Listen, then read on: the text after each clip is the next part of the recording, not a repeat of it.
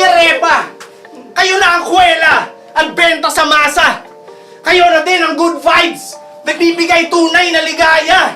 Yan ay tuloy-tuloy nyo, men! Hangarin nyo naman ay tama! Kasi kami din naman ang gugustuhin kapag hindi na sila bata! Kaya sige lang, Repa! Kayo na ang kuwela at benta sa masa. Kayo na rin ang good vibes nagbibigay tunay na ligaya. Yan ay tuloy-tuloy nyo, men. Hangarin nyo naman ay tama.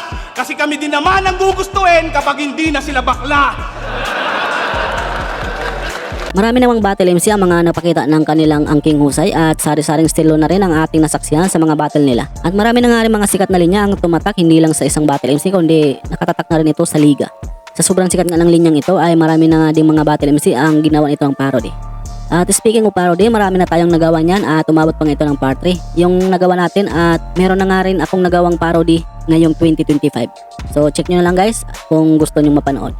Well, proceed na tayo sa laman ng ating video. Kaya naman, welcome back ulit sa ating Muntin Channel. For today's video, papanoorin natin ang Top 10 Parody Lines 2025 Part 2.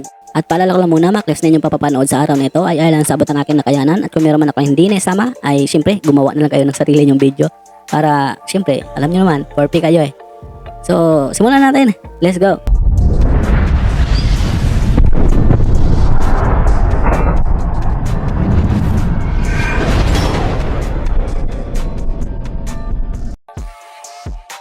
Top 10, ang pagtulak kay Emzite. Halos lahat nga ng mga manonood sa naganap na Ahon 14 dito sa labang Marshall at Emzite ay natigilan dahil na rin sa akakalain mo talagang totoong nagalit si Enigma kay Emzite dahil sa lakas nga ng pagkatulak nito. Kaya masabi mo talagang ito yung the best part ng battle na ito. Ginawan nga ito ng parody ni Dudong Saipa at napaload nga yun sa part 1 ng video na ito. Check nyo lang guys kung gusto nyo mapanood. Oo, kasi match up niya ang bobo.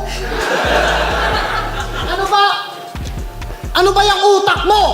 Puno ng hangin?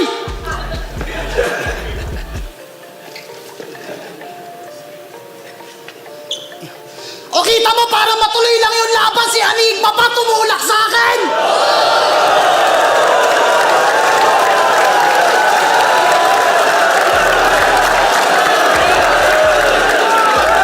Kaya yung match-up mo, ang bobo.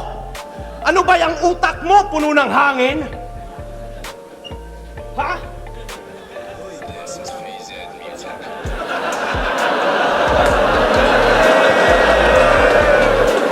Tangina! Para lang matuloy yung laban, yung tulak pa tumulak sa akin. Dumating! Top 9, ang pag-call out ni Shernan kay Sinyo. Nangyari nga din ito sa Ahon 14 kung saan ay official nitong hinamon si Sinyo ng isang battle na naganap din naman sa Vuelta Balentong 11 na nagawa naman siyang talunin ni Sinyo. Dahil na rin sa parehong most viewed battle MC ay di talaga mawawala ang kumparahan kung sino nga ba ang mas pinakamalakas. Kaya hindi talaga mawawala ang call out sa battle. Ginawan nga rin ito ng parody ni Dudong Saipa. So check na lang guys sa part 1 ng video na ito. Ako may natural na talino, ikaw kailangan pa ng bisyo. At kaya ka lang nandyan kasi natatakot si Sinyo. Bakit Sinyo? Hindi. Nasaan ka? Kung di ka natatakot, ba't di ka lumalaban? O bakit? Nasa top 5 most viewed ka?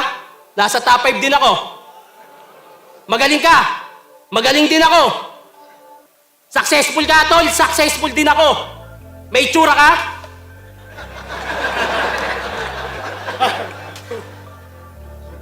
Ang ina mo, lumabang ka na lang kasi!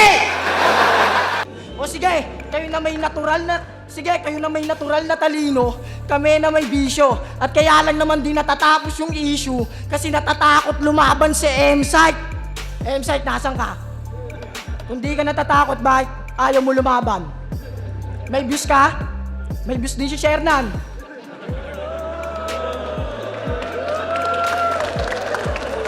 Magaling ka? Magaling rin si Shernan. Successful ka? Successful rin si Shernan. May itsura ka? Tangina, lumabang ka na lang kasi.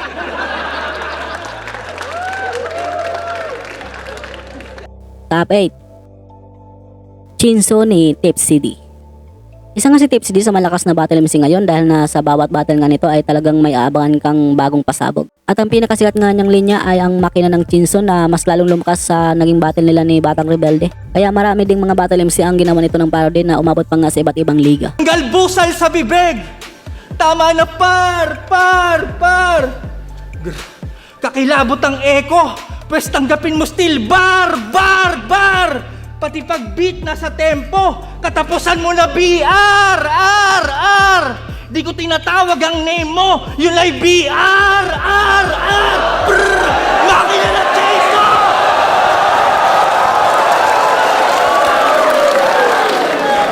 Mang uli na laman, par!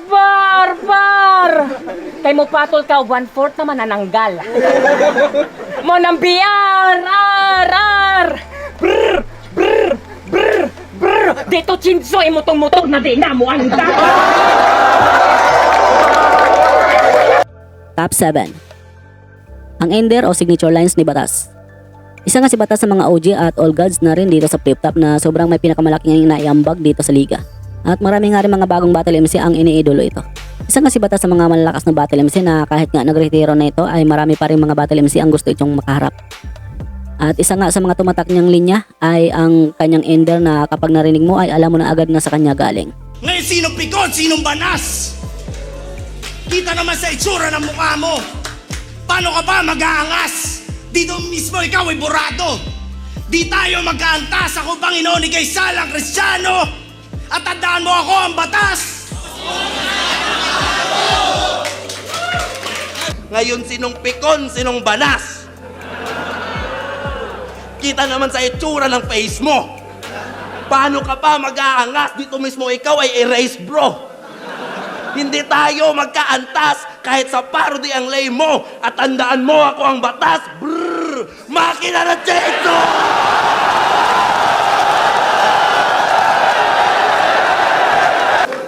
Ngayon, sinong pikon, sinong banas? Kita naman sa itsura ng mukha mo. Hindi tayo magkaantas. Ako sa'yo'y mas malakas at tandaan niyong ako ang batas. Pinadala ng baras.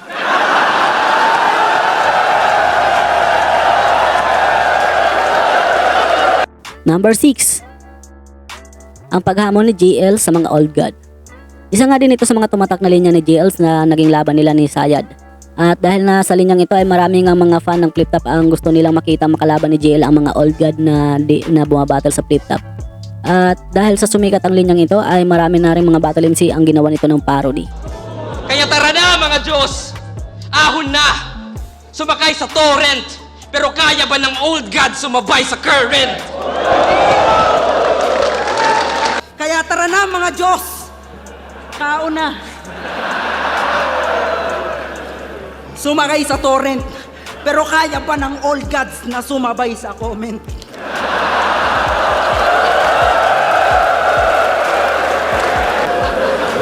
Ano, is it too much? Kaya kitang ibadibag sa batilat sa SOCMED. Tingin nyo dito, new god versus vlogger na current?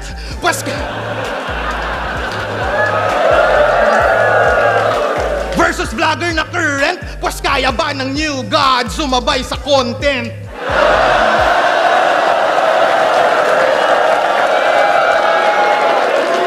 At syempre dahil umabot ko sa part na ito at kung bago ka lang nakapasyal sa channel ko ay nanyahan mo na kita na mag-subscribe at pakihit na ng bell button para lagi kang updated kung may bago ko ilalabas mga content tulad nito. At syempre papalo at like na rin natin yung Facebook page, nag-upload na ka doon ng mga content about sa hip-hop at Flip Top. Maraming salamat at magpatuloy tayo.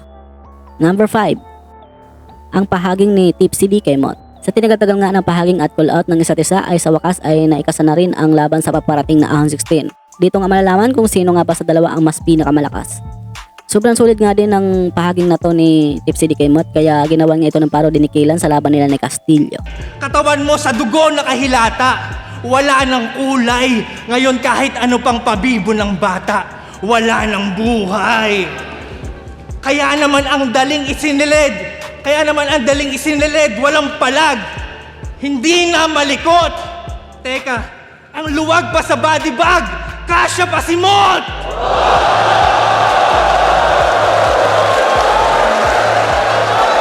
Kahit anong gawin mong pag-iingat, aabutin mo tragic. Mahihirapan makausad para naipit sa traffic. Pag ako nag-isip ng bars, kahit seryoso, kaya kong gawin lap trip. Tangina, luwag pa ng body bag. Kasya pa si Arik.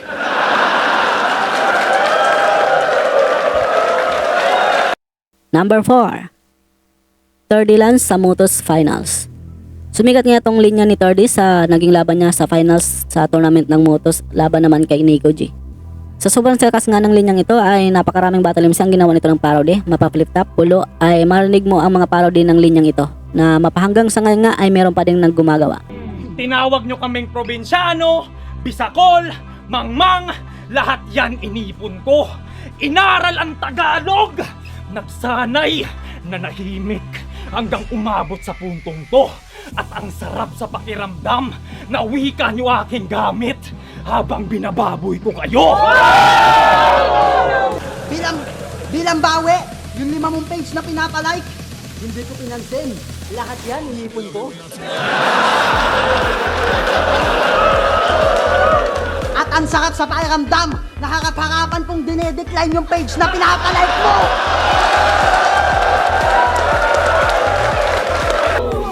Bugo kayo ng piste!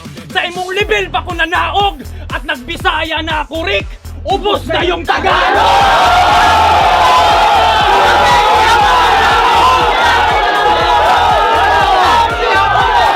Kaya buko kayo ng piste! Ginautok pa rin timawa! Butas na yung puno ng saging, Rick! Nilabasan na yung Bisaya! Ha? Ano?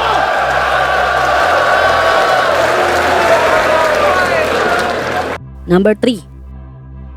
Ang controversial na judging ni Kilan. Nangyari nga ito sa laban ni Kripli at Ban kung saan ay maraming ngang nagsasabi na luto daw ang judging dahil sa hindi maayos ang paliwanag ni Kilan dito.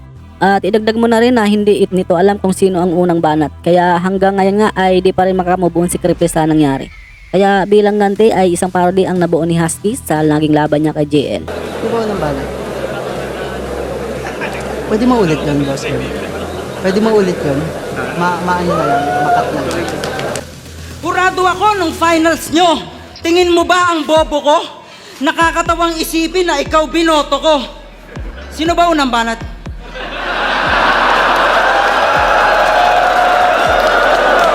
Pwede maulit yun, Boss Kebs? Pwede maulit yun? Paulit po. Ano na lang, pakat.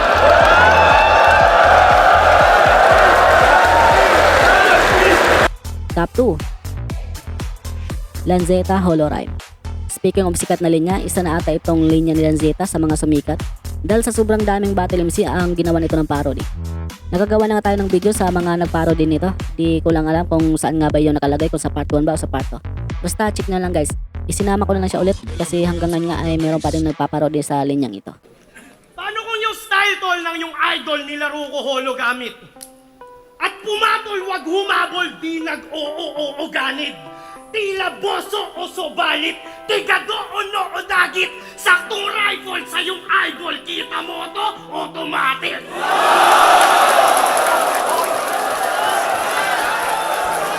Eh paano kung yung kabobohan mo nilaro ko utak gamit?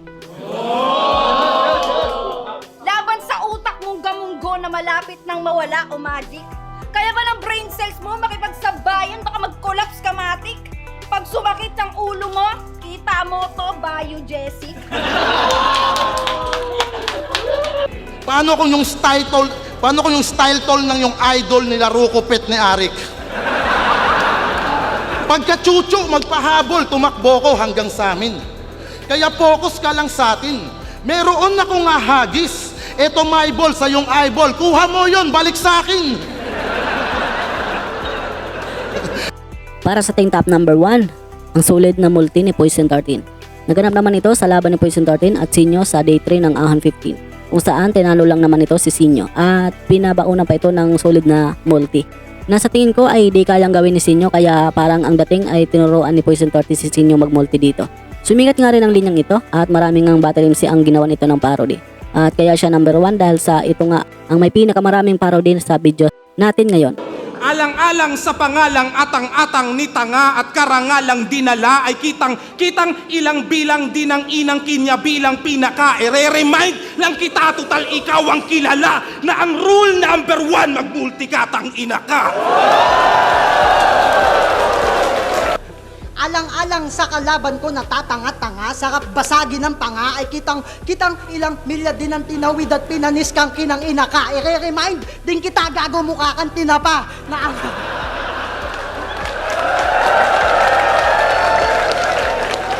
na ang rule number 1 dat pogi ka, tang ina ka. Kaya alang-alang dyan sa katawan mo na parang sanga at kapayatang malala ay kitang ilang tira lang mamamatay ka na. Ire-remind lang kita bago maputol hininga na ang rule number 1 mag-multivitamins ka nga.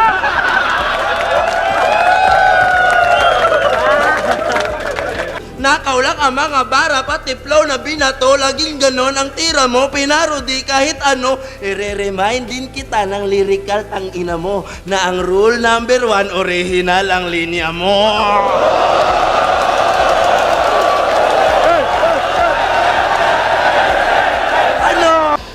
Kasi kitang-kitang di kanila hinihirang nakakaiba at sa dami niyang katauhan ay tila ba di niya nakilala maging ang sarili niya. I-remind lang kita kung bakit underappreciated ka kasi ang rule number 1 dapat may originality ka. Hanggang dito lang guys ang aking video sa araw nito. Maraming salamat sa inyong panonood at sana ay nag-enjoy kayo. Maraming po salamat sa mga solid supporters natin dyan na walang sawang sumuporta sa channel ko. Marami pa ako ilabas mga content about sa hip-hop at flip-top kaya pakibang-abang na lang po. At syempre don't forget to like this video para naman pakita ng YouTube sa iba pang manonood. At syempre napakalaking tulong na yan para sa aming mga content creator. Maraming salamat hanggang sa muli. Peace out.